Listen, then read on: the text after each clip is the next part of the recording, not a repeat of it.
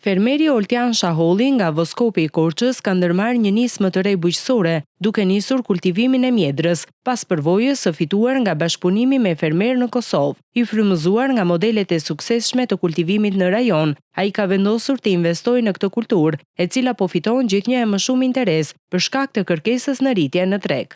Nga një vizitë që kemi pasur në Kosovë, nëpërmjet shoqatës Adat Malore dhe Gizit, kemi marrë një eksperiencë të veçantë, aty kultivojnë në mjedra, një sektor për Kosovën shumë i zhvilluar.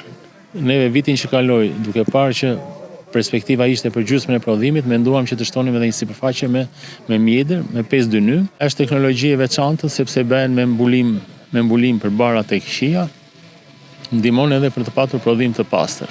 Fillovi prodhimi që vitin e kaluar.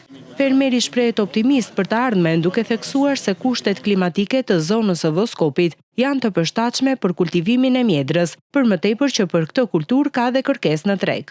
Janë frutat e imta që i quajnë këta edhe ka nevojë tregu Tirana. Në Shqipëri për momentin janë pak sipërfaqe, mund të jenë domethënë diku një 10 hektar me mjedër. 5 hektar janë në Tiranë, neve kemi gjysmë hektari, kurse në Dibër edhe në Kukës kanë mbjellë edhe ata goxha sipërfaqe. Kjo nismë shihet si një mundësi e mirë për diversifikimin e prodhimit bujqësor në zonë, si dhe për rritjen e të ardhurave për fermerët lokal.